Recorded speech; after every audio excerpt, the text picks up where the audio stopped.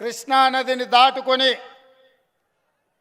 ఉమ్మడి పాలమూరు జిల్లాలో అడుగుపెట్టిన రోజు నుంచి 16 రోజులు అలు పెరగకుండా కంటి మీద కునుకు లేకుండా మన నాయకుడి కదంలో కదం తొక్కుతూ లక్షలాది మంది ఈ తెలంగాణ బిడ్డలు తెలంగాణ రాష్ట్రం ఇచ్చిన సోనియా గాంధీ గారి సుపుత్రుడు రాహుల్ గాంధీ గారికి అండగా నిలబడ్డందుకు ఈ కార్యక్రమాన్ని విజయవంతం చేయడానికి ఢిల్లీ నుంచి దిగ్విజయ్ సింగ్ గారు, కేసీ వేణుగోపాల్ గారు, అదేవిధంగా జయరాం రమేష్ గారు, తెలంగాణ మాజీ పిసిసి అధ్యక్షులు, మాజీ సిఎల్పి నాయకులు, పార్లమెంట్ సభ్యులు, శాసనసభ్యులు, మాజీ శాసనసభ్యులు, జిల్లా పార్టీ అధ్యక్షులు ప్రాణ సమానులైన తమ రక్తాన్ని చెమటగా మార్చి భుజాలు కాయలు కాసే విధంగా త్రివర్ణ పతాకాన్ని మోసిన కాంగ్రెస్ పార్టీ కార్యకర్తలందరికీ కూడా హృదయపూర్వకంగా నమస్కారం. మిత్రులారా, అవసరమైతే మీ ఊపిరి వదిలినరు, అవసరమైతే మీ ప్రాణాలను ఇవ్వడానికి సైతం సిద్ధపడ్డారు. కానీ ఈ 3 రంగుల జెండాని వదలడానికి ఎంత ఒత్తిడి వచ్చినా తట్టుకొని నిలబడ్డ మీకు అందరికీ ఏమిచ్చినా చివరికి మా నాయకుల చర్మం ఒలిచి మీకు చెప్పులు గుట్టించినా కూడా తక్కువ అవుతుందని చెప్పి నేను ఈ వేదిక మీద నుంచి విజ్ఞప్తి చేస్తున్నా. మిత్రులారా, ఈరోజు 75 సంవత్సరాలు పూర్తి చేసుకున్న స్వతంత్ర భారతదేశంలో అధిరథ మహారథులు, స్వతంత్ర సమర యోధులు మహాత్మా గాంధీ గారు, జవహర్ లాల్ నెహ్రూ గారు, శ్రీమతి ఇందిరాగాంధీ గారు, శ్రీ రాహుల్ గాంధీ గారు, అదేవిధంగా రాజీవ్ గాంధీ గారి నేతృత్వంలో కాంగ్రెస్ పార్టీ ఎన్నో త్యాగాలు చేసి ఎన్నో ఆలోచనలు చేసి ప్రపంచ దేశాల ముందు అభివృద్ధి చెందుతున్న దేశం నుంచి అభివృద్ధి చెందిన దేశంగా అవతరించడానికి పంచవర్ష ప్రణాళికలు తీసుకొచ్చి హరిత విప్లవం తీసుకొచ్చి బాక్రానంగల్, శ్రీశైలం, నాగార్జున సాగర్ లాంటి ప్రాజెక్టులను నిర్మించి ప్రతి ఎకరాకు నీళ్ళిచ్చి ప్రతి గ్రామానికి కరెంట్ ఇచ్చి ప్రతి పేదవాడికి విద్యను అందించి ప్రతి చదువుకున్న వాడికి ఉద్యోగ ఉపాధి అవకాశాలు కల్పించి శత్రు దుర్భేద్యమైన అఖండ భారతాన్ని నిర్మిస్తే 8 సంవత్సరాల క్రితం అధికారంలోకి వచ్చిన నరేంద్ర మోడీ ఈ రాష్ట్రంలో కల్వకుంట్ల చంద్రశేఖరరావు గారు ఈ ప్రజాస్వామ్యాన్ని విధ్వంసం చేసి ఈ దేశాన్ని చిన్నాభిన్నం చేయాలని కంకణం కట్టుకున్నారు. ఎన్నికలలో మద్యాన్ని, పైసలను, అధికార దుర్వినియోగాన్ని, ఈడీని, ఇన్కమ్ ట్యాక్స్లను, సిబిఐని, సెంట్రల్ విజిలెన్స్ని, ఏసీబీలను, పోలీసు అధికారులను వినియోగించి ప్రతిపక్ష పార్టీలను నిర్వీర్యం చేసి ఈరోజు ఈ రాష్ట్రంలో, దేశంలో అధికారంలో కొనసాగాలని చూస్తున్నారు. అందుకే మిత్రులారా, ఈ దేశ ప్రజలు స్వతంత్రం కావాలి, స్వయం పాలన ఉండాలని ఆలోచన చేసే కంటే ముందే ఈ దేశ ప్రజలకు స్వేచ్ఛనివ్వాలి అని చెప్పి కాంగ్రెస్ పార్టీని ఏర్పాటు చేసి దేశ ప్రజల కోసం స్వతంత్ర ఉద్యమంలో కాంగ్రెస్ పార్టీ ముందు కురికింది. ఆ ఉద్యమంలో క్విట్ ఇండియా కావచ్చు, సహాయ నిరాకరణ కావచ్చు, ఉప్పు సత్యాగ్రహం కావచ్చు, దండి యాత్ర కావచ్చు, గొప్ప గొప్ప ప్రజాస్వామ్య స్ఫూర్తినిచ్చి అహింసాయుతంగా రవి అస్తమించని సామ్రాజ్యం ఉన్న తెల్ల దొరలను దేశ సరిహద్దులు దాటే వరకు తరిమిన చరిత్ర కాంగ్రెస్ పార్టీకి ఉంది. ఈ ప్రాంత ప్రజలు స్వయం పాలన కోసం, సామాజిక న్యాయం కోసం ఈ తెలంగాణ రాష్ట్రం కావాలి, రావాలి అంటే శ్రీమతి సోనియా గాంధీ గారు ఉక్కు సంకల్పంతో ఆంధ్రప్రదేశ్లో పార్టీ చచ్చిపోయినా, కేంద్రంలో అధికారం కోల్పోయినా, తెలంగాణ బిడ్డల కోసం, తెలంగాణ ప్రజల ఆకాంక్షల కోసం 60 సంవత్సరాల సుదీర్ఘ పోరాటాన్ని గౌరవించి శ్రీమతి సోనియా గాంధీ గారు తెలంగాణ రాష్ట్రం ఇచ్చిండ్రు. మిత్రులారా, ఈరోజు నేను అడుగుతున్న ఈ వేదిక మీద నుంచి మిమ్మల్ని, 75 సంవత్సరాల క్రితం రోడ్లు లేవు, ఫోన్లు లేవు, రవాణా సౌకర్యం లేదు, సాంకేతిక అభివృద్ధి లేదు. కానీ నిజాం నిరంకుశత్వానికి వ్యతిరేకంగా, రజాకర్ల రాక్షసత్వానికి వ్యతిరేకంగా ఆనాడు ఈ తెలంగాణ బిడ్డలు ఈ గడ్డ మీద నడుం బిగించి ఒక చాకలి ఐలమ్మ, ఒక దొడ్డి కొమరయ్య, ఒక కొమరం భీం, ఒక రామ్జీ గోండు, ఒక సర్దార్ సర్వై పాపన్న, ఒక ఆరుట్ల కమలాదేవి, ఒక మల్లు స్వరాజ్యం, రావి నారాయణ రెడ్డి లాంటి వాళ్ళు ఈ తెలంగాణ రాష్ట్రం కోసం ఆడబిడ్డలను చైతన్యపరిచి సాయుధ రైతాంగ పోరాటాన్ని నిర్మించి నిజాం నిరంకుశత్వం నుంచి మనకు విముక్తి కల్పించిండ్రు, స్వేచ్ఛను కల్పించిండ్రు. నేను ఇవాళ తెలంగాణ ఉద్యమకారులను అడుగుతున్నా, ఏ ఆకాంక్షలతో, ఏ ఆలోచనతో, ఏ అభివృద్ధి కోసం మనం తెలంగాణ రాష్ట్రం సాధించుకున్నామో 8 సంవత్సరాల చంద్రశేఖరరావు గారి పరిపాలనలో అవి సిద్ధించినాయా అని మా మిత్రులను నేను సూటిగా అడుగుతున్నా. నేను అడుగుతున్నా, ఇవాళ ఉస్మానియా, కాకతీయ, పాలమూరు, నిజామాబాద్ యూనివర్సిటీల విద్యార్థులను, ఈ విద్యార్థుల పోరాటాలు ఆనాడు కాకతీయ, ఉస్మానియా నుంచి ఓ జార్జి రెడ్డి, ఓ గద్దర్, ఓ జైపాల్ రెడ్డి లాంటి ఉద్యమకారులను, పోరాట యోధులను, ప్రజల ఆకాంక్ష కోసం పనిచేసిన నాయకత్వాన్ని అందించిన యూనివర్సిటీ విద్యార్థులారా, ఇవాళ తెలంగాణలో అరాచకం జరుగుతుంటే, రాచరిక పోకడలు పోతుంటే చంద్రశేఖరరావు గారిని తుదబట్టించడానికి ఎందుకు విద్యార్థులు నడుం బిగిస్తలేరు అని నేను విద్యార్థులను అడుగుతున్నా. విద్యార్థులారా, శ్రీకాంతాచారిని మర్చిపోయినరా, యాదయ్యను మర్చిపోయినరా, ఈశాన్ రెడ్డిని మర్చిపోయినరా, వేణుగోపాల్ రెడ్డిని మర్చిపోయినరా, సురేష్ నాయకును మర్చిపోయినరా, కానిస్టేబుల్ కిష్టయ్యను మర్చిపోయినరా. నేను అడుగుతున్నా, నేను గుర్తు చేస్తున్నా, ఉపాధి హామీ కూలీ పని చేసి రూపాయి కూడబెట్టి ఉస్మానియా యూనివర్సిటీలో పీజీలు, పిహెచ్డీలు చదివిస్తే తమ కుటుంబానికి ఉజ్వల భవిష్యత్తు ఉంటుంది, వారి భవిష్యత్తు బంగారు బాటలతో ఉంటుందని తల్లిదండ్రులు పంపిస్తే, ఈ తెలంగాణ ఉద్యమం కోసం, ఈ విద్యార్థుల కోసం, ఈ నిరుద్యోగుల కోసం, ఈ ఉద్యమకారుల కోసం, ఈ అమరవీరుల కుటుంబాల కోసం, ఈ రైతాంగం కోసం మేము కాలిపోయినా సరే నిట్ట నిలువున నిలబడి పెట్రోల్ పోసుకొని తగులబెట్టుకొని ఈ తెలంగాణ సమాజం కోసం ప్రాణ త్యాగాలు చేసిన బిడ్డల్ని మీరు మర్చిపోయినరా? వాళ్ళ త్యాగాల స్ఫూర్తి ఇవాళ చచ్చిపోయిందా అని నేను అడుగుతున్నా. ఏం ఆశించా పేదోళ్ళ బిడ్డలు ఈ తెలంగాణ కోసం ప్రాణ త్యాగాలు చేశారు. ఇలా ఇంత అరాచకంగా భారతీయ జనతా పార్టీ కల్వకుంట్ల చంద్రశేఖరరావు గారు అనాగరికంగా మన మీద దాడి చేస్తుంటే ఆ అమరవీరులు మనకు గుర్తొస్తలేరా అని నేను అడుగుతున్నా. ఇవాళ స్ఫూర్తి మనకు ఉండాల్సిన అవసరం లేదా? ఇవాళ స్ఫూర్తితోని పోరాటం చేయాల్సిన బాధ్యత మన మీద లేదా? ఆ అమరవీరుల కుటుంబాలను ఆదుకోవాల్సిన బాధ్యత, ఉద్యమకారుల మీద పెట్టిన కేసులు తీయాల్సిన బాధ్యత, నిరుద్యోగ యువకులకు ఉద్యోగాలు ఇవ్వాల్సిన బాధ్యత, చదువుకునే విద్యార్థులకు విద్యను అందించే బాధ్యత ఈ పాలకుల మీద లేదా? ఇవ్వని పాలకులను తుదముట్టించే బాధ్యత మన మీద లేదా అని నేను అడుగుతున్నా. ఇవాళ నేను అడుగుతున్న మా రైతు సోదరులను, ముఖ్యంగా ఈ నిజామాబాద్ జిల్లా ప్రాంతంలో ఒకడు చెరుకు కర్మాగారాలను తెరిపిస్తా అన్నాడు, ఇంకొకడు పసుపు బోర్డు తెస్తా అన్నాడు, ఇంకొకడు ఎర్రజొన్నలకు గిట్టుబాటు ధర ఇస్తా అన్నాడు, ఇంకొకడు మొక్కజొన్నలు సరైన ధరకు కొంటా అన్నాడు. సోయాబీన్ కావచ్చు, పసుపు కావచ్చు, చెరుకు కావచ్చు, మిర్చి కావచ్చు, పత్తి కావచ్చు, ఎర్రజొన్నలు కావచ్చు, వడ్లు కావచ్చు, రైతులు కష్టపడి పండించిన పంటని కొనలేని రాష్ట్ర కేంద్ర ప్రభుత్వాలు ఉంటెంత పోతెంత 100 మీటర్ల గోతి తీసి పాతి పెడితేంత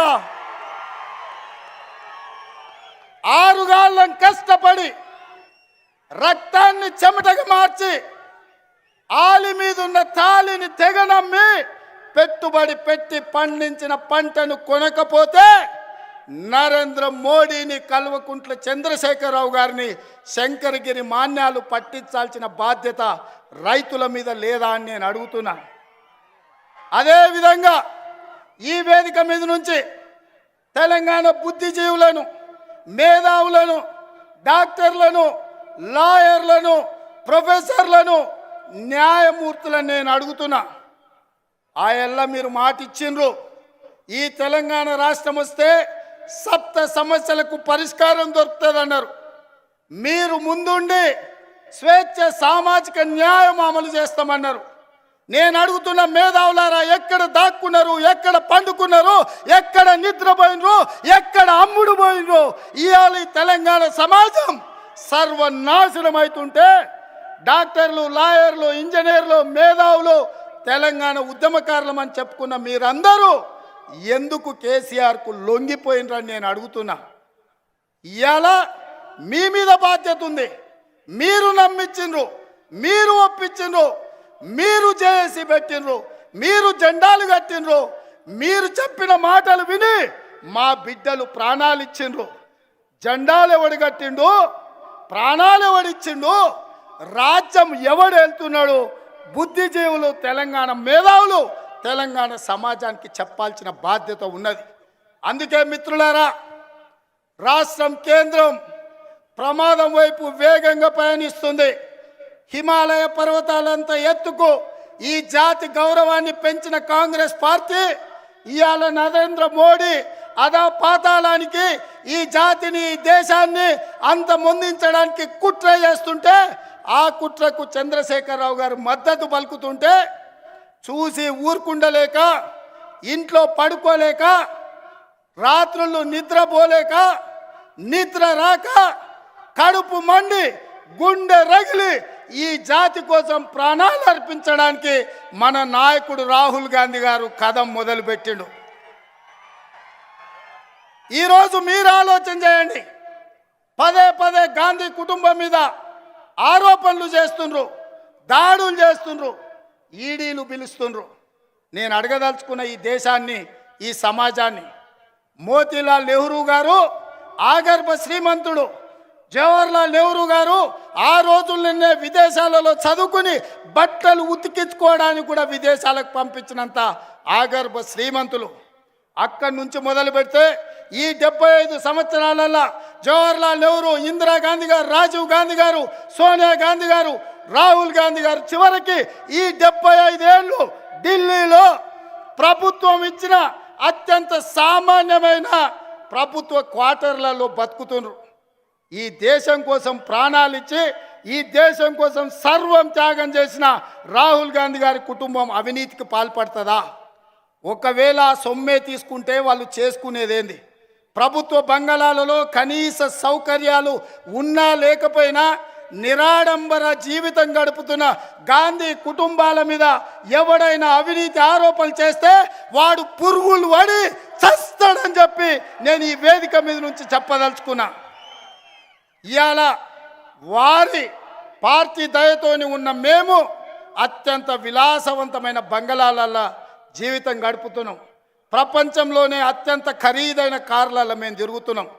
కానీ స్వయంగా నేను, సోనియా గాంధీ గారు, రాహుల్ గాంధీ గారి జీవన ప్రమాణాలను నేను గమనించిన అత్యంత సామాన్యమైన నివాసాలలో, అతి మామూలు కార్లలో ప్రయాణిస్తూ వారు దేశానికి ఆదర్శంగా ఉండే నీతి నిజాయితీతో కూడుకున్న జీవితాన్ని గడుపుతున్నారు.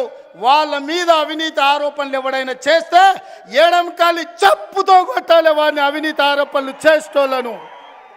అందుకే మిత్రులారా, ఇవాళ ఈ తెలంగాణ నిర్మించుకోవడానికి, ఈ తెలంగాణలో స్వేచ్ఛ లేదు, సామాజిక న్యాయం లేదు, స్వయం పాలన లేదు, విద్యార్థులు, నిరుద్యోగులు, అమరవీరుల కుటుంబాలు, రైతులు, దళితులు, గిరిజనులు అందరూ ఇవాళ అవమానానికి గురవుతుండ్రు, దోపిడీకి లోనవుతుండ్రు. అందుకే ఈ 16 రోజులు రాహుల్ గాంధీ గారు పాదయాత్రలో మమేకమై లక్షలాది మంది తమ బాధల్ని వారికి చెప్పుకుండ్రు. మనకు బాధ అయితే, దుఃఖం వస్తే, మనం పరిష్కరించుకోలేని సమస్యలు ఉంటే తిరుపతి వెళ్ళి వెంకన్న స్వామికి విజ్ఞప్తి చేసుకుంటాం.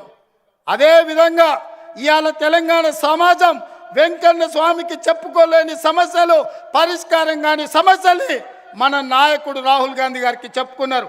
ఈ వేదిక మీద నుంచి పిసిసి అధ్యక్షుడిగా భారత్ జోడో యాత్రలో రాహుల్ గాంధీ గారితో కలిసి పనిచేయడం ఈ జన్మ ధన్యమైంది. ఈ క్షణం ఈ వేదిక మీద చచ్చిపోయినా నాకు బాధ లేదు. అంత అద్భుతమైన అవకాశం భారత్ జోడోలో వారితో కలిసి పనిచేయడానికి అవకాశం వచ్చింది. అందుకే మిత్రులారా, రాబోయే సంవత్సరం మనం ఎవ్వరం నిద్రపోవద్దు, ఒక్క క్షణం వృధా చేయొద్దు. ఇండ్ల తల్లిదండ్రులకు చెప్పండి, సెలవు పెట్టండి. అన్నలారా, తమ్ముళ్ళారా, మీరందరూ అక్కలారా, చెల్లెలారా, తల్లిదండ్రులకు చెప్పండి, ఈ జాతి కోసం, ఈ దేశం కోసం, ఈ రాష్ట్రం కోసం కాపాడడానికి సంవత్సరం సమయం ఇద్దాం. రాష్ట్రంలో, కేంద్రంలో కాంగ్రెస్ను అధికారంలోకి తెద్దాం. అన్ని సమస్యలకు పరిష్కారం కాంగ్రెస్ పార్టీ అధికారంలోకి రావడం, రాహుల్ గాంధీ గారు ఈ దేశానికి ప్రధానమంత్రి అవ్వడం. ఇవాళనే సూటిగా సవాలు విసురుతున్న నరేంద్ర మోడీని, గాల్లో తిరుగుతూ, గాలి మోటార్లో తిరుగుతూ గాలి మాటలు మాట్లాడు కాదు, దమ్ముంటే నరేంద్ర మోడీ, చంద్రశేఖరరావు రా, లక్షలాది ప్రజలల్లా మా రాహుల్ గాంధీ గారితో నడవండి. మిమ్మల్ని బట్టలు చింపి ఈ ప్రజలు కుక్కల్ని తరిమినట్టు తరమకపోతే నా పేరు మార్చుకొని గుండు కొట్టించుకుంటా. అవునా కాదా? అవునా కాదా? అవునా కాదా? అవునా కాదా? అవునా కాదా? అవునా కాదా? జోడో జోడో. ఢిల్లీలో ఉండే మోడీ గుండెలెదరాలే. ఫామ్ హౌస్లో వండిన కేసీఆర్ ఉలిక్కి పడి మంచం మీద నుంచి కింద పడాలి. జోడో జోడో జోడో జోడో జోడో జోడో. ఈ కార్యక్రమానికి ముఖ్య అతిథులు, పాదయాత్ర రథసారథి, ఈ దేశానికి దశ దిశ దిక్సూచి, త్యాగాల వారసత్వం, సాహస వీరుడుగా ప్రపంచమే అబ్బురపడే విధంగా నిటారుగా నిలబడి తల తెగిపడిన, కడుపులో పేగులు తెగే వరకు నరేంద్ర మోడీ, అమిత్ షా, బీజేపీ, ఆర్ఎస్ఎస్ విధానాలకు వ్యతిరేకంగా పోరాటం చేస్తూ ఇవాళ 16 రోజులు మనకు స్ఫూర్తిని నింపి, మనకు నాయకత్వాన్ని ఇచ్చి, ఈరోజు మహారాష్ట్రలో అడుగు పెట్టబోతున్న మన నాయకుడిని రాహుల్ గాంధీ గారిని మీ చప్పట్ల ద్వారా మాట్లాడడానికి సాదరంగా ఆహ్వానిస్తున్నాను మిత్రులారా.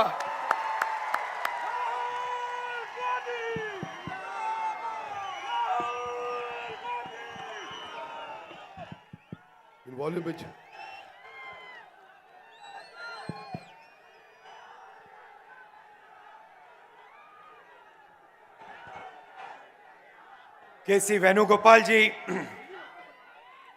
मानिक टगोर जी, रेवंत रेड्डी जी, भट्टी विक्रमार्का मालू जी, मधु याक्षी जी, जीवन रेड्डी जी,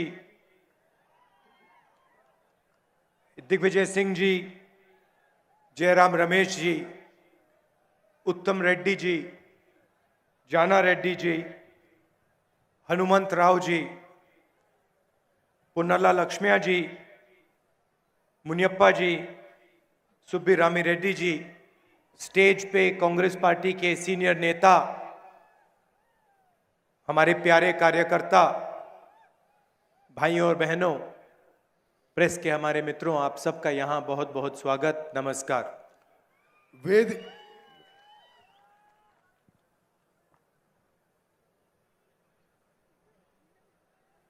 कुछ दिन से ये यात्रा कन्याकुमारी से कश्मीर की ओर चल रही है।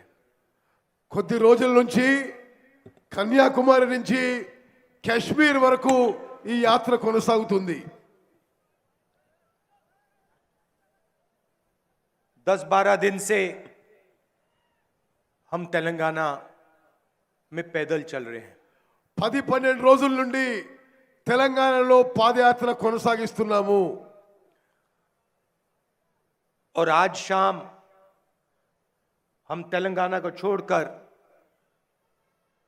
महाराष्ट्र की सड़कों पर चलने जा रहे हैं। ఈ రోజు సాయంత్రము తెలంగాణను విడిచిపెట్టి మహారాష్ట్రలో ప్రవేశించబోతున్నాము. खुशी हुई कि तेलंगाना के इतने लोगों से बातचीत कर पाया, हाथ मिला पाया, गले लग पाया। చాలా दुख हो रहा है कि आज हम तेलंगाना को छोड़कर आगे बढ़ रहे हैं, महाराष्ट्र जा रहे हैं। చాలా సంతోషం. తెలంగాణలో చాలా మంది మాట్లాడి చేతులు కలిపి కౌగలించుకొని ఇంత లక్షల మంది కలవడం ఎంతో సంతోషం. ఈ రోజు తెలంగాణలో విడిచిపెట్టి మహారాష్ట్రలోకి పోవడం కొంత దుఃఖం అని కూడా మనం చేస్తున్నాను.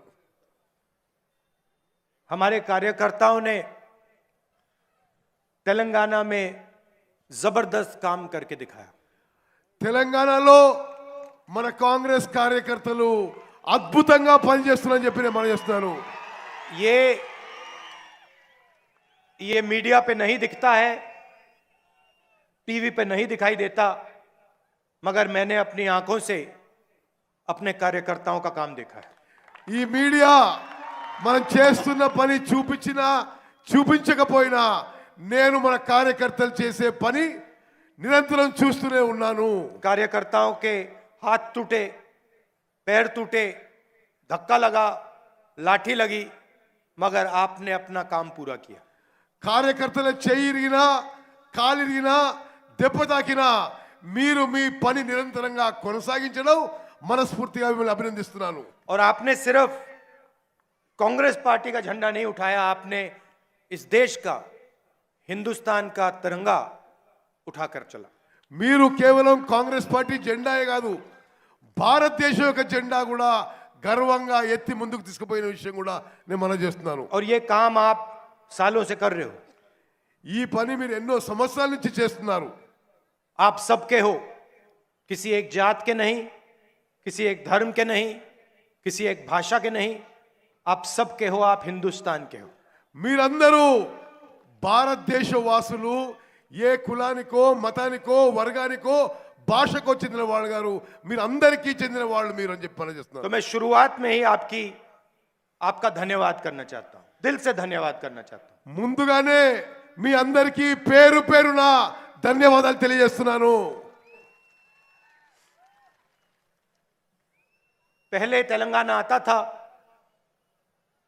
गाड़ी में आते थे, लोगों से मिलते थे, ऐसी पब्लिक मीटिंग होती थी, नेता भाषण करते थे, चले जाते थे। ముందు తెలంగాణ వచ్చినప్పుడు వెహికల్స్ లో వచ్చి స్పీచ్లు ఇచ్చి వెళ్ళిపోయేవాళ్ళు. इस बार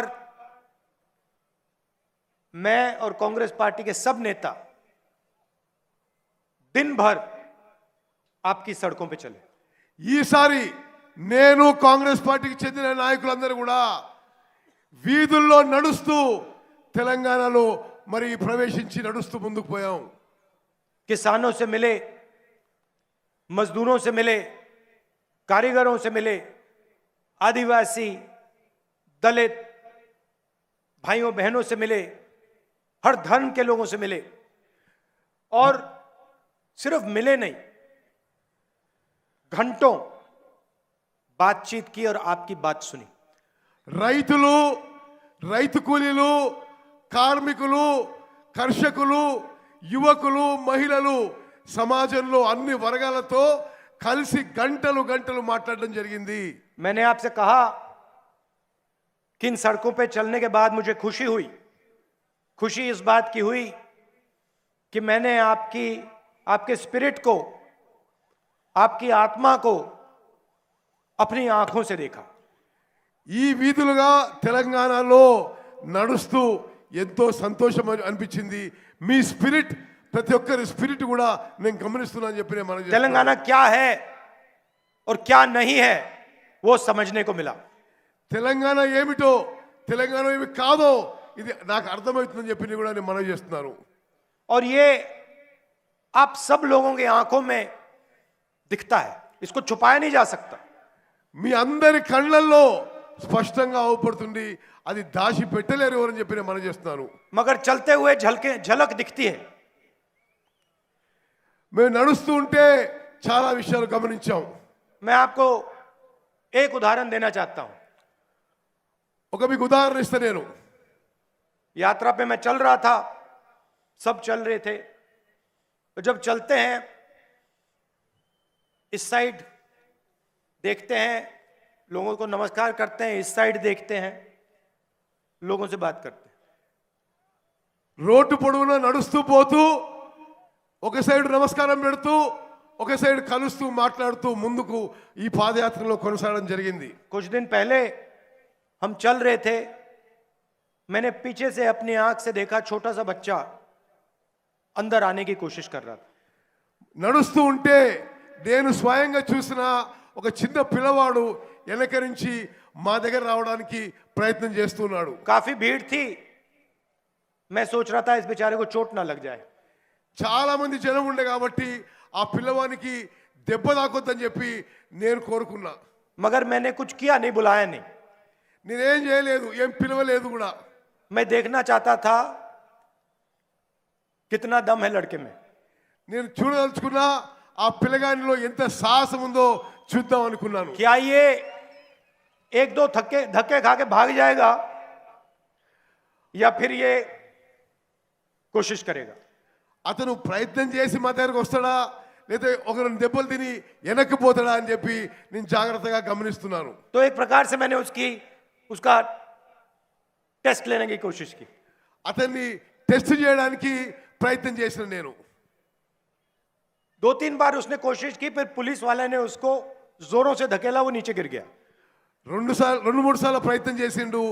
పోలీసు వాళ్ళు గట్టిగా నూకేస్తే అతను కింద పడ్డాడు. और फिर गायब हो गया. దెబ్బలు తాకినాయి అతనికి.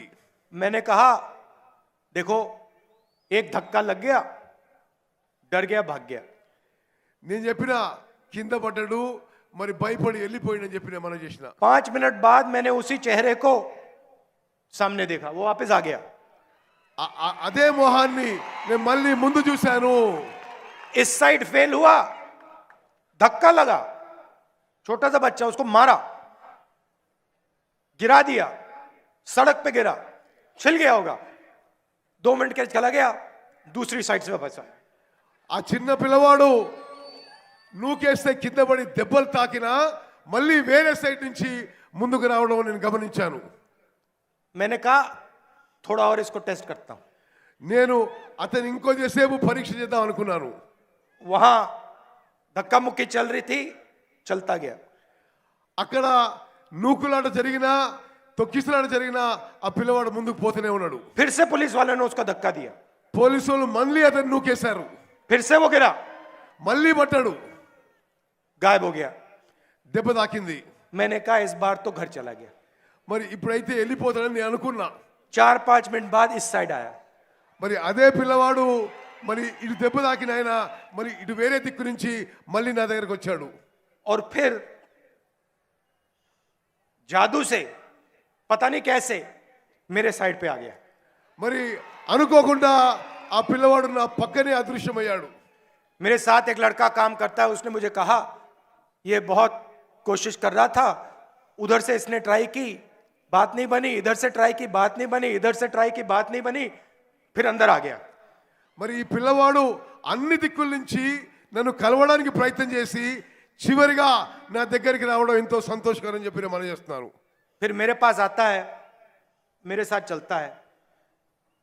మరి నా దగ్గర వచ్చి నా ఎంబడి నడవడం మొదలు పెడతాడు. कुछ मांगा नहीं, ఏమీ అడగలేదు, कुछ मांगा नहीं, बस चल रहा था. ఏమీ అడగలేదు, నా ఎంబడి నడుస్తున్నాడు అంతే. बड़ी मैं कहूं डिग्निटी के साथ पीठ सीधी रख के चल रहा था. చాలా హుందాతనంతో గౌరవంతో ఏమీ అడుగుతలేడు, నా పక్కన నడుస్తున్నాడు. मैंने सोचा ये अपने पिता के साथ आया होगा. నేను అనుకున్నా ఈ పిల్లవాడు తండ్రితో వచ్చుంటాడేమో అనుకున్నాను. मैंने कहा पापा कहाँ हैं? నేను అడిగినా మీ తండ్రి ఎక్కడా అని అడిగినా. कहते हैं पापा आ नहीं पाए, आना चाहते थे, आ नहीं पाए, घर में है। మా తండ్రి రాదలుచుకున్నాడు కానీ రాలేకపోయిండు, ఇంటికాడు అని చెప్పి ఆ పిల్లవాడు నాకు చెప్పాడు. मैंने कहा क्यों, क्या हुआ, क्यों नहीं आ पाए? ఎందుకు ఎందుకు రాలేదని, తండ్రి ఎందుకు రాలేదని పిల్లవాడు నేను ప్రశ్నించాను. कहता है थोड़ा सा बुखार है। చెప్పిండు నాకు ఆ తండ్రికి కొంత జ్వరం వచ్చిందని. मैंने कहा तुम यहाँ अकेले आ गए? कहता हाँ मैं अकेला आया।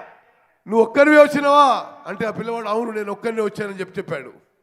मैंने कहा चलो पापा से फोन मिलाओ। మరి మీ తండ్రి నాకు కనిపించమని చెప్పి నేను ఆ పిల్లగాని చెప్పాను. तो पापा वो फोन मिलाता है వాళ్ళ తండ్రికి ఫోన్లో కలిపిండు. और फिर पापा का चेहरा मैंने देखा, पापा को डेंगू था। మరి వాళ్ళ తండ్రి యొక్క ముఖం చూపెట్టిండు, ఆ తండ్రికి డెంగ్యూ ఉందని చెప్పి తెలిసింది. और बेटे के दिल में डर था। పిల్లవాడి మనసులో కూడా చాలా బాధ ఉన్నది. मैंने पूछा अस्पताल ले गए? నేను అడిగినా హాస్పిటల్ తీసుకుపోయినావా? उसने जवाब नहीं दिया। అతను జవాబు చెప్పలేదు, चुप हो गया। జస్ట్ నిశ్శబ్దంగా ఉన్నాడు. मैंने पिता को नमस्ते की, अपने लोगों से कहा चेक करवाएं, अस्पताल भेजने की कोशिश करें। నేను ఆ పిల్లవాని తండ్రిని నా మనుషులకు చెప్పిన ఆ పిల్లవాని తండ్రిని హాస్పిటల్ తీసుకోమని చెప్పడం జరిగింది. अब आप देखो, ये है तेलंगाना की आवाज। గమనించాలి, ఇది తెలంగాణ గొంతు అని చెప్పి మీకు మనవి చేస్తున్నాను. पहली बार दबा दिया, कहीं और से निकलेगी। ఒకసారి దెబ్బ తాకితే మరోసారి మళ్ళీ ప్రయత్నం మొదలు పెట్టిండు. उधर दब गई तो इधर से निकलेगी, అటు దెబ్బ తగిలితే మళ్ళీ వేరే దిక్కు నుంచి నా और దిక్కు इधर दब गई तो फिर इधर से निकलेगी। మరి అన్ని దిక్కుల నుంచి కూడా దెబ్బలు తాకిన ముందుకు వచ్చిన ఈ స్పిరిట్ తెలంగాణలో ఉందని చెప్పి तेलंगाना की आवाज सुननी ही पड़ती है। తెలంగాణ యొక్క గొంతు వినవలసిందే. इसको दबाया नहीं जा सकता। దీన్ని అణిచివేయడం వీలు కాదు. और ऐसे ही मैंने आपको एक उदाहरण दिया, बच्चे का उदाहरण दिया, मैं आपको किसान का उदाहरण दे सकता हूं। నేను ఒక ఉదాహరణ ఇచ్చిన, ఇటువంటి ఎన్నో ఉదాహరణలు మీకు ఇస్తా. నేను मैं आपको मजदूर का उदाहरण दे सकता हूं, ఒక కార్మికుడు ఉదాహరణ కూడా ఇవ్వగలుగుతా. నేను మీకు आदिवासी माता का उदाहरण दे सकता हूं, ఆదివాసీలు గిరిజనుల విషయం కూడా చెప్పగలుగుతా. నేను మీకు दलित महिला का उदाहरण दे सकता हूं, మరి దళిత ఆడబిడ్డల విషయం కూడా నేను తెలియజేయగలుగుతాను. सब ऐसे ही हैं, कोई पीछे नहीं हटता। మరి అందరూ కూడా తెలంగాణలో అదే విధంగా ఉంటారు, ఎవరు వెనక్కి పోరు. तो ये आप पूरे देश को सिखा सकते हो। ఇది మీరు ఇక్కడి నుంచి మొత్తం దేశానికి నేర్పించే శక్తి మీకుందని చెప్పి देश आपसे सीख सकता है। దేశం మీ నుంచి చూసి నేర్చుకునే అవకాశం ఉంది. मगर यहां पे मैं आपसे सवाल पूछना चाहता हूं, నేను ఇక్కడి నుంచి మిమ్మల్ని ఒక ప్రశ్న అడుగుతున్నా. उस बच्चे का पिता अस्पताल क्यों नहीं जा सकता? ఆ పిల్లవాని తండ్రి హాస్పిటల్ ఎందుకు పోలేకపోయిండు? उसको कौन रोक रहा है? ఎవరు ఆపిండు? उसको कौन सी शक्ति रोक रही है? ఏ శక్తి అని ఆపింది? सारे के सारे अस्पताल तेलंगाना में प्राइवेटाइज कर दिए। తెలంగాణలో అన్ని హాస్పిటల్స్ ప్రైవేటీకరణ చేయబడినవి. वही लड़का अगर सरकारी स्कूल में पढ़ना चाहे, अगर इंजीनियरिंग करना चाहे, डॉक्टर बनना चाहे, उसे लाखों रुपए देने पड़ेंगे। ఇదే పిల్లవాడు ప్రభుత్వ స్కూల్లో కానీ ఇంజనీర్ కానీ డాక్టర్ కానీ ఏమైనా చదువుకోవాల్సుకుంటే లక్షల రూపాయలు ఖర్చు పెట్టాల్సిన అవసరం ఉంది ఇప్పుడు తెలంగాణలో. मैं आपको अभी बता रहा हूं कि उसके घर में लाखों रुपए हैं ही नहीं। నేను ఇప్పుడు మీకు చెప్తున్నా, ఆ పిల్లవాడి దగ్గర లక్షల రూపాయలు లేవు. कुछ भी हो जाए वो लाखों रुपए शिक्षा के लिए नहीं दे सकता है। ఏం జరిగినా విద్య కోసం లక్షల రూపాయలు ఖర్చు పెట్టే పరిస్థితి లేదు. और अगर देगा तो कर्जा लेके देगा। ఇవ్వాల్సి వచ్చినా అప్పు తీసుకొచ్చి ఆ ఫీజు కడతాడు, ఆ విద్య కోసం కడతాడు. ये हालत है तेलंगाना की। ఇది తెలంగాణలో ఉన్న పరిస్థితి. किसी भी युवा से पूछो, आपको कहेंगे कि शिक्षा के पूरे सिस्टम को तेलंगाना की सरकार ने खत्म कर दिया है, बेच दिया है। మీరు ఎవరినైనా అడగండి, తెలంగాణలో విద్యా వ్యవస్థని నాశనం చేసిండ్రు, అమ్మేసిండ్రు టిఆర్ఎస్ ప్రభుత్వం అని చెప్పి నేను మనం చేస్తున్నా. और जो आपने सपना देखा था, जो उस बच्चे ने सपना देखा था, उस सपने को आपकी ही सरकार ने नष्ट कर दिया, खत्म कर दिया। మీరు తెలంగాణలో ఏ కళ అయితే కన్నారో అటువంటి కళలను ధ్వంసం చేసింది ఈ టిఆర్ఎస్ ప్రభుత్వం అని చెప్పి నేను మనం చేస్తున్నాను. मैं दलितों से, आदिवासियों से मिला। నేను దళితులతోని గిరిజనులతోని కలవడం జరిగింది. इंदिरा गांधी जी ने, कांग्रेस पार्टी ने उनको जमीन दी थी। ఇందిరాగాంధీ కాంగ్రెస్ ప్రభుత్వాలు వాళ్ళకి లక్షలాది ఎకరాలు ఇచ్చిండ్రు. उन्होंने कहा कि इंदिरा गांधी जी ने हमें जमीन दी। వాళ్ళతో అన్నారు ఇందిరాగాంధీ మాకు భూములు ఇచ్చిందని చెప్పి వాళ్ళే అన్నారు నాతోని. उसके बाद यूपीए की सरकार ने उनको ट्राइबल बिल दिया। గతంలో ఉన్న యూపీఏ ప్రభుత్వం వాళ్ళకి ట్రైబల్ బిల్ ఇచ్చింది. उस बिल को आपकी सरकार इंप्लीमेंट नहीं कर रही। ఇక్కడి ప్రభుత్వం అది అమలు చేయడం లేదు. फाइल को बंद करके दराज में रख दिया है ఆ ఫైల్ ను మూసేసి పక్కన పడేసింది టిఆర్ఎస్ ప్రభుత్వం. और उल्टा आपकी जमीन हर रोज आपसे छीनी जा रही है। దళితులకి గిరిజనులకి టిఆర్ఎస్ ప్రభుత్వం మీకు భూములు ఇవ్వకపోగా మీ భూములు లాక్కుంటుంది టిఆర్ఎస్ और ప్రభుత్వం. आपकी जमीन का अधिकार जो आपकी है, उसका अधिकार आपको नहीं मिलता। మీ భూములపై మీ అధికారం ఈ టిఆర్ఎస్ ప్రభుత్వం లాక్కుంటుంది. మీ నుంచి మనం చేస్తున్నాను. मैं आपको स्टेट से सीधा कह रहा हूं, इस प्रदेश में जब कांग्रेस पार्टी की सरकार आएगी, आपकी जमीन का हक, आपकी जमीन आपके हवाले कर दी जाएगी। తెలంగాణలో కాంగ్రెస్ ప్రభుత్వం వచ్చిన తర్వాత మీ భూముల మీద హక్కు మీకే ఇవ్వబడుతుంది. जैसे इस पदयात्रा को कोई शक्ति नहीं रोक सकती है, आपकी जमीन आपको वापस देने से कोई शक्ति, दुनिया की कोई शक्ति नहीं रोक पाएगी। ఈ పాదయాత్రని ఏ శక్తి ఆపలేదు.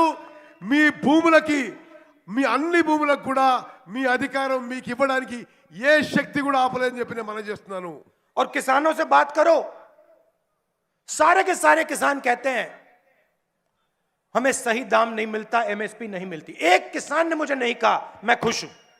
నేను తెలంగాణలో కలిసిన ప్రతి రైతు అసంతోషంగా ఉండి వాళ్ళు ఉత్పత్తి చేసే వ్యవసాయ ఉత్పత్తులకు ఏ పంట కూడా ధర లభించడం లేదు అని చెప్పడం జరిగింది. किसी भी किसान, कोई भी किसान प्रॉफिट में नहीं है। तेलंगाना में एक नहीं मिलेगा आपको। నేను తెలంగాణలో కలిసిన వేలాది మంది రైతుల్లో ఒక్కరికి కూడా వ్యవసాయం లాభదాయకంగా లేదు. हमारी सरकार थी, यूपीए की सरकार थी, आप याद कीजिए, हमने आपका कर्जा माफ किया था। మేము యూపీఏ ప్రభుత్వంలో మొత్తం భారతదేశంలో రైతు రుణమాఫీ పూర్తి స్థాయిలో చేసిన విషయం మీకు గుర్తు చేస్తున్నాం. 72,000 करोड़, 70,000 కోట్లు, 72,000 కోట్లు మొత్తం భారతదేశంలో రైతుల రుణమాఫీ చేసినాము. तेलंगाना के किसान, आप अच्छी तरह सुन लो, यहां पे जैसे कांग्रेस पार्टी की सरकार आएगी आपका कर्जा माफ होने वाला है। తెలంగాణ రైతాంగం జాగ్రత్త వినండి. ఇక్కడ కాంగ్రెస్ ప్రభుత్వం రాగానే మీకు మొత్తం రైతు రుణమాఫీ మేము చేయబోతున్నాము. और अगर आप दाम देखना चाहते हो, एमएसपी देखना चाहते हो, रेवंत रेड्डी जी के पास लिस्ट है, क्या दाम आपको मिलने वाला है, वो लिस्ट उनसे दे लो आप। అన్ని పంటలకి పిసిసి ప్రెసిడెంట్ రేవంత్ రెడ్డి గారు మీకు చెప్తారు, అన్ని పంటలకి మంచి మద్దతు ధర ఇవ్వబోతున్నాము. उससे 1 रुपया कम नहीं।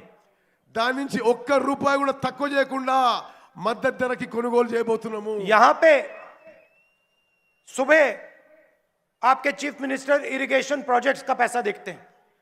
ఇక్కడ ముఖ్యమంత్రి పొద్దున పూట ఇరిగేషన్ ప్రాజెక్టులలో కమిషన్ల గురించి లంచాల గురించి ఆలోచన చేస్తుంటాడు. रीशेड्यूल करते हैं ఆ ఇరిగేషన్ ప్రాజెక్టులని రీషెడ్యూల్ రీడిజైన్ చేస్తుంటాడు. और रात को शाम को कंप्यूटर पे धरनी पोर्टल खोलते हैं. రాత్రిపూట ఈ ముఖ్యమంత్రి ఆయన కంప్యూటర్ మీద ధరణి పోర్టల్ తెరుస్తాడు. कहां से कितना पैसा मिल रहा है वो देखते हैं. ఎక్కడి నుంచి ఎన్ని పైసలు ఎవరికి వస్తున్నాయని గమనిస్తాడు. कौन से किसान, कौन से दलित, कौन से आदिवासी से जमीन छीनी जा रही है, पूरी पूरी लिस्ट उनके पास. ఏ రైతు దగ్గర, ఏ దళితుడి దగ్గర, ఏ గిరిజన దగ్గర భూములు లాక్కుందాము అని ఆలోచన చేస్తాడు. इससे तेलंगाना को कोई फायदा नहीं हो रहा है. దీనివల్ల తెలంగాణకి ఏమీ లాభం జరగడం లేదు. इससे तेलंगाना के युवाओं को रोजगार नहीं मिल रहा है.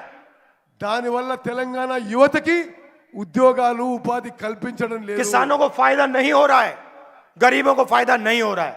రైతులకి నిరుపేదలకి ఏమీ లాభం జరగడం లేదు. चुने हुए लोगों की सरकार चल रही है और पूरा का पूरा फायदा 5-10 लोगों को मिल रहा है. ఈ ప్రభుత్వం ఒక 5-10 మందికి లాభం కలిగించడానికే ఈ టిఆర్ఎస్ ప్రభుత్వం నడుస్తున్నది. दूसरी तरफ नरेंद्र मोदी जी हैं. మరి వేరే పక్కన ఢిల్లీలో నరేంద్ర మోదీ ఉన్నాడు. अच्छा, ये दोनों मिलकर काम करते हैं. నరేంద్ర మోదీ కేసీఆర్ కలిసి పనిచేస్తున్నారు. लोकसभा में बैठता हूं, कोई भी बिल नरेंद्र मोदी जी लाते हैं, पूरा का पूरा समर्थन टीआरएस देती है. నేను లోక్సభ సభ్యునిగా చెప్తున్నా, నరేంద్ర మోదీ ఏ చట్టాన్ని పార్లమెంట్ లో తీసుకొచ్చినా కేసీఆర్ టిఆర్ఎస్ పార్టీ నరేంద్ర మోదీకి పార్లమెంట్ లో మద్దతు పలుకుతున్నారు. जब किसानों के खिलाफ नरेंद्र मोदी जी 3 काले कानून लाए, टीआरएस ने अपना पूरा समर्थन दिया. పార్లమెంట్ లో రైతు వ్యతిరేక చట్టాలు నరేంద్ర మోదీ తీసుకొచ్చినప్పుడు కేసీఆర్ టిఆర్ఎస్ పార్టీ ఎంపీలు నరేంద్ర మోదీకి మద్దతు పలికినరు. सारे के सारे विपक्ष की पार्टियों ने बिल के खिलाफ खड़े हो गए, टीआरएस मोदी जी के साथ. ఈ రైతు వ్యతిరేక చట్టాలపై ప్రతిపక్షాలు అన్ని వ్యతిరేకించిన టిఆర్ఎస్ పార్టీ నరేంద్ర మోదీ పక్షాన్ని నిలబడ్డది. तो दोनों एक साथ काम करते हैं, ये आप भूलिए मत. బీజేపీ టిఆర్ఎస్ నరేంద్ర మోదీ కేసీఆర్ కలిసి పనిచేస్తారు. ఎప్పుడు మర్చిపోవద్దు మీరు. काम क्या है? काम है गरीबों से उनका पूरा धन, किसानों से, मजदूरों से जो उनका है वो छीनकर 3-4 मित्रों को देने का काम है. వీళ్ళిద్దరు కూడా రైతుల నుంచి సామాన్య ప్రజానికా నుంచి వాళ్ళ ఆస్తులు ధనం గుంజుకొని 2-3 వ్యాపారవేత్తలు, బడా వ్యాపారవేత్తలకు దానం చేస్తున్నారు. इधर इरिगेशन प्रोजेक्ट्स और धरनी पोर्टल, ఇక్కడనేమో ఇరిగేషన్ ప్రాజెక్టులు, ధరణి పోర్టల్. दूसरी तरफ नरेंद्र मोदी जी हिंदुस्तान के पूरे पब्लिक सेक्टर को प्राइवेटाइज करने में लगे हैं. అక్కడ నరేంద్ర మోదీ భారతదేశం యొక్క ప్రభుత్వ రంగ సంస్థలు అన్ని కూడా ప్రైవేటీకరణ చేస్తున్నాడు. ఇక్కడ కేసీఆర్ ఇరిగేషన్ ప్రాజెక్టులు, ధరణి పోర్టల్ ద్వారా లాభపడుతున్నాడు. BHEL, रेलवेज, जहां भी ये पब्लिक सेक्टर देखते हैं वहां प्राइवेटाइज करने की कोशिश करते हैं. బిహెచ్ఎల్ లాంటి సంస్థలు, రైల్వే లాంటి సంస్థలను ప్రైవేటీకరణ చేస్తున్నారు నరేంద్ర మోదీ. और फिर 2 काम इन्होंने किए जिसने हिंदुस्तान की जो रोजगार बनाने की रीढ़ की हड्डी है वो टूट गई. వీళ్ళిద్దరు కలిసి భారతదేశంలో ఉద్యోగాలు కల్పించే వ్యవస్థ వెన్నుముక ఇరగొట్టినరు. रोजगार किसान देता है, छोटा व्यापारी देता है, स्मॉल और मीडियम बिजनेसेस चलाने वाले लोग देते हैं. ఉద్యోగాలు ఉపాధి కల్పించే బాధ్యత రైతులు, చిన్న వ్యాపారులు, చిన్న మధ్య తరహా పరిశ్రమలు చేస్తాయి. नरेंद्र मोदी जी ने नोटबंदी की, गलत जीएसटी लागू की और इन सब को खत्म कर दिया. నరేంద్ర మోదీ నోట్ల రద్దు, తప్పుడు జీఎస్టీ తీసుకొచ్చి రైతులని, చిన్న వ్యాపారులని సర్వనాశనం చేసిండు. आज हालत यह है कि हिंदुस्तान के युवा को रोजगार नहीं मिल सकता. ఈరోజు పరిస్థితి ఏంటంటే భారతదేశంలో ఎక్కడ కూడా యువకులకు ఉద్యోగాలు దొరకడం లేదు. पब्लिक सेक्टर में नहीं मिल सकता, प्राइवेट सेक्टर में नहीं मिल सकता. ప్రభుత్వ రంగ సంస్థల్లో దొరుకుతలేవు, ప్రైవేట్ రంగ సంస్థల్లో కూడా ఉద్యోగాలు దొరుకుతలేవు. और इससे पूरे देश में डर फैल रहा है. దీంతోని దేశవ్యాప్తంగా భయాందోళనలు వ్యాపించిపోతున్నాయి. किसानों को एमएसपी नहीं मिलती, कर्जा माफ नहीं होता, उनके दिल में डर पैदा होता है. రైతులకి అప్పులు మాఫ్ కావు, ఎంఎస్పి రావు, రైతులకి భయాందోళన ఈ నరేంద్ర మోదీ సృష్టిస్తున్నాడు. पब्लिक सेक्टर को प्राइवेटाइज किया जाता है तो पब्लिक सेक्टर में जो काम करते हैं उनके दिल में डर पैदा होता है. ప్రభుత్వ రంగ సంస్థలు ప్రైవేటీకరణ చేసి ప్రభుత్వ రంగ సంస్థల్లో పనిచేసే లక్షల కార్మికులకు వాళ్ళ మనసులో ये భయాందోళన. जानबूझ के देश में डर फैलाते हैं. इनकी पॉलिसीज डर फैलाने की पॉलिसीज हैं. नोटबंदी, जीएसटी, प्राइवेटाइजेशन. వీళ్ళు కావాల్సుకునే దేశంలో ప్రతి పౌరుల్లో భయాందోళన సృష్టిస్తున్నారు. మరి నోట్ల రద్దు కానీ, జిఎస్టీ కానీ, ప్రైవేటీకరణ కానీ ఇవన్నీ కూడా భారతదేశంలో భయాందోళన సృష్టించడానికి అని చెప్పి నేను మనం చేస్తున్నాను. और फिर ये लोग डर को नफरत में बदलने का काम करते हैं. మరి ఆ బాధని విద్వేషంగా మరి కోపంగా మార్చేస్తున్నారు. नफरत और हिंसा फैलाते हैं.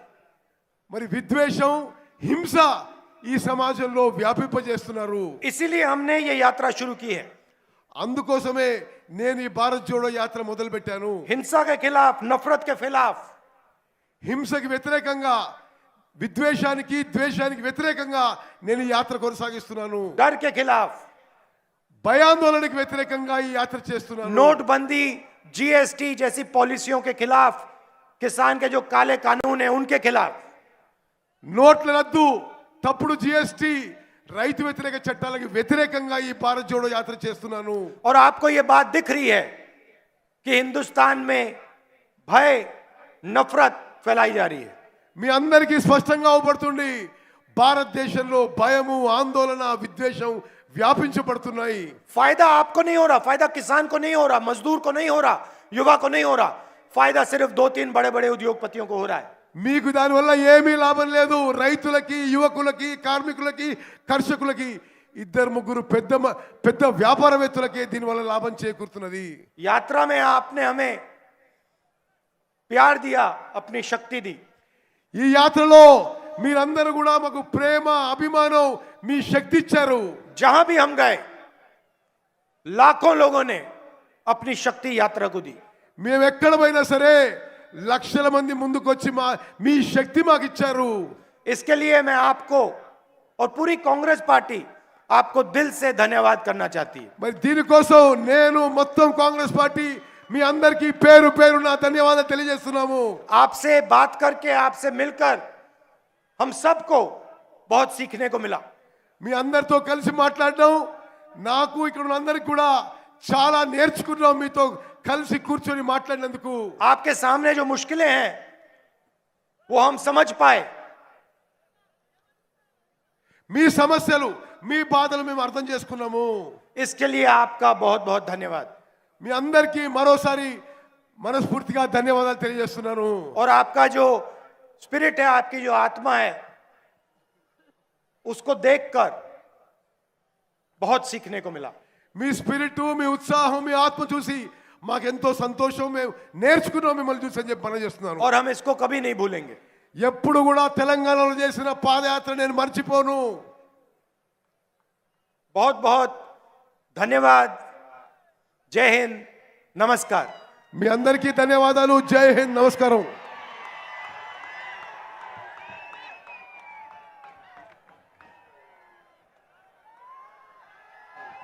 వేలాదిగా తరలి వచ్చిన ప్రజలందరూ కూడా కృతజ్ఞతలు తెలుపుతూ అసంఖ్య ఎంతో మంది కార్యకర్తలకి మూడు రంగుల జెండా పట్టి సింగమోలే కదిలేనాడు ఒక్కరో కాంగ్రెస్ సూర్యుడు మన రాహుల్ గాంధీ నిగదీసి అడిగే మునగాడు వీడు భూమిన వానైతాడు బీద సాదల ధైర్యం వీడు దోపిడి దొంగల భరతం పడతాడు మన రాహుల్ గాంధీ దేశం బంగారు పోతే అవుతాడు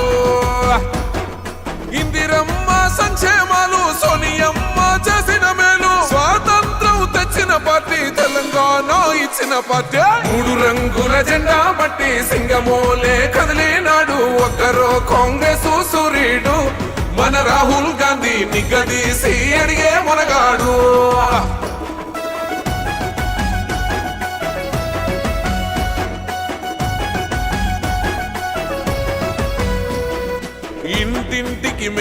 చేసిన ఇందిరమ్మ వారసుడమ్మ గక్కిపిడుగై అడుగులు వేశాడు అసలాట నేడే మొదలంటున్నాడు రైతు సంఘర్షణ చూసి రణము చెయ్య బయలెల్లాడు మట్టి బిడ్డ కన్నీరే దుడిచే మన నేల తల్లికి జీవం ఇస్తాడు అమరవీరుల త్యాగం చూసి అమ్మ సోనియ చలువతోటి వచ్చిన మన తెలంగాణ రక్షణే ధ్యేయమంటున్నాడు